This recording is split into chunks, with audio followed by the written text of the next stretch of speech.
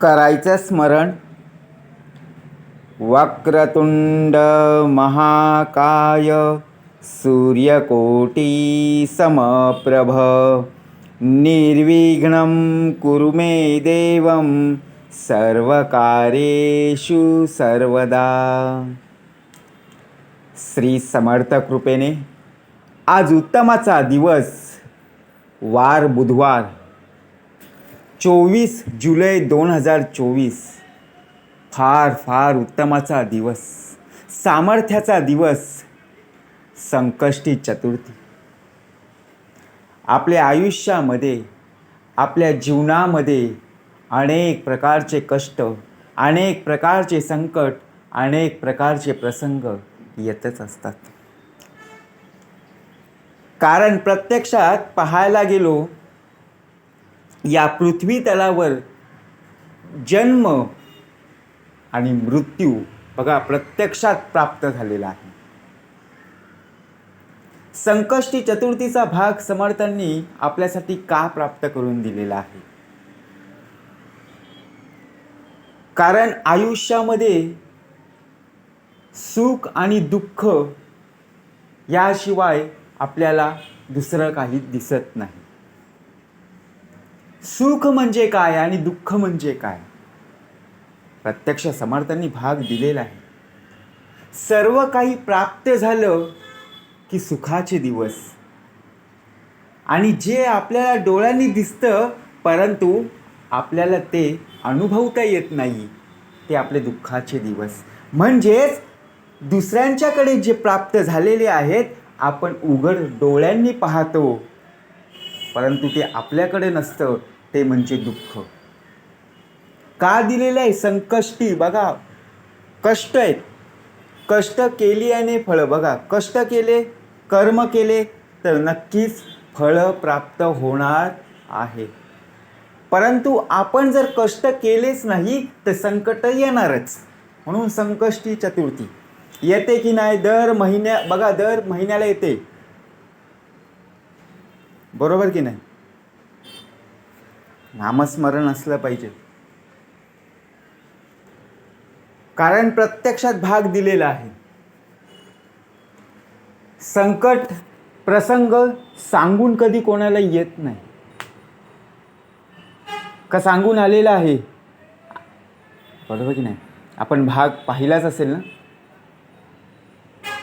सशाच्या पाठीवर बघा झाडाचं पान पडतं, सशाला वाटतं आभाळच कोसळले. त्याचप्रमाणे आपल्याला असं जाणवतं की खूप काही दुःख माझ्यावरच आलेलं आहे,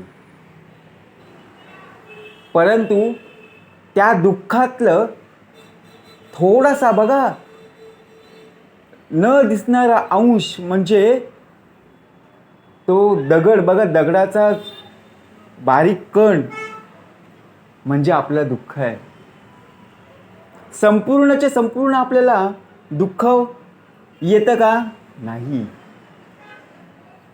दुःख आलं की त्या दुःखामध्ये सामर्थ्य प्राप्त करून देण्यासाठी समर्थ आहेत ना. तिथे जाणीव झाली पाहिजे की मला दुःख आलेले आहेत. या दुःखामध्ये नामस्मरणाची आवश्यकता आहे. कारण प्रत्यक्षात जर पाहायला गेलो, दुःख आले की आपण मंदिरामध्ये जात असतो, देवाचं नामस्मरण करत असतो, देवपूजा करत असतो. का? येणारी जी दुःख आहेत, आलेली जी दुःख आहेत, आलेले संकट आहे ते दूर होऊन जाऊ दे. आपण देवाजवळ काय प्रार्थना करतो?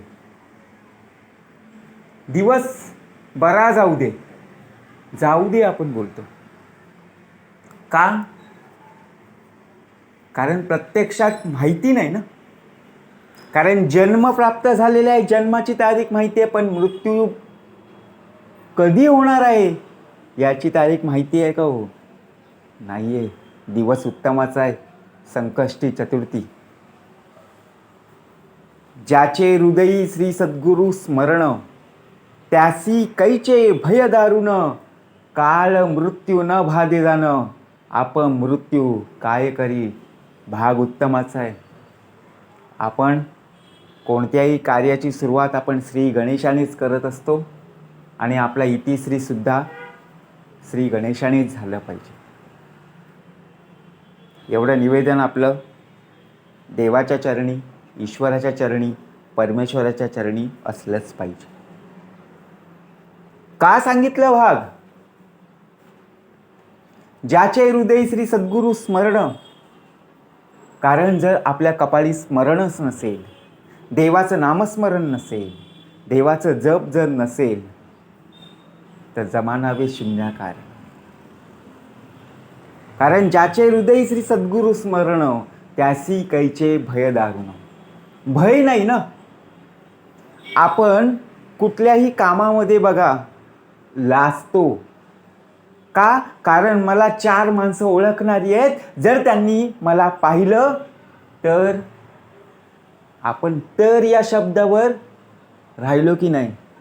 अहो काम आहे उत्तमाचं, आपण कर्म करतोय आणि त्या कर्माचं आपल्याला फळ प्राप्त होतोय. त्या कामामध्ये कसली लाज आहे?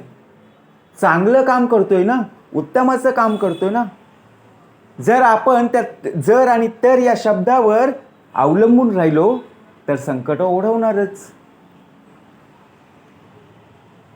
आपल्या घरामध्ये बघा प्रत्यक्ष 5 माणसं आहेत, कमावणाऱ्या एकटाच आहे. त्या एकट्या माणसावर 4 जणांची जबाबदारी आहे. भाग कसा दिलेला आहे? संकट ओढवलेला आहे. बँकेचे लोन बघा, हप्ते फेडायचे आहेत, लोन काढलेलं आहे, कर्ज काढलेलं आहे. घर संपूर्णपणे जबाबदारी त्या एकट्या संपूर्णपणे कर्तावर आहे. कर्ता जो असतो त्याच्यावरच आहे ना. परंतु त्याला जर सपोर्ट असेल तर प्रत्यक्षात बघा ज्याप्रमाणे आपण कोणावरही अवलंबून राहत नाही. आपल्यावर थोडंसं काही संकट आलं, एखादा कर्जाचा हप्ता जर आपला चुकला तर आपल्याला बघा जीव नकोसा वाटतो. परंतु ज्याने प्रत्यक्षपणे आपल्याला या पृथ्वी तलावर आणलेलं आहे, ज्याने संपूर्णपणे बघा आपली सोय लावून दिलेली आहे, ज्याने चोच दिलेली आहे, तोच दाण्याची काय करणार आहे? सोयी सुविधा करून देणार आहे. परंतु आपल्याला बघा फक्त 1% तरी काम करता येणं आवश्यक आहे. बरोबर की नाही? 99% नाही, तो 101% संपूर्णपणे काय करत आहे? बरोबर की नाही? मार्गदर्शन करत आहे. परंतु आपण विश्वास ठेवत नाही. म्हणून समर्थ म्हणाले, आम्ही काय कुणाचे खातो, श्रीराम समर्थ आम्हाला देतो की नाही. म्हणून भाग दिलेला आहे संकष्टी चतुर्थीचा. गणपती बाप्पा मोरया, मंगल मूर्ती मोरया. पण मंगल केव्हा? आपलं आचरण जर उत्तमाचं असेल तरच ना.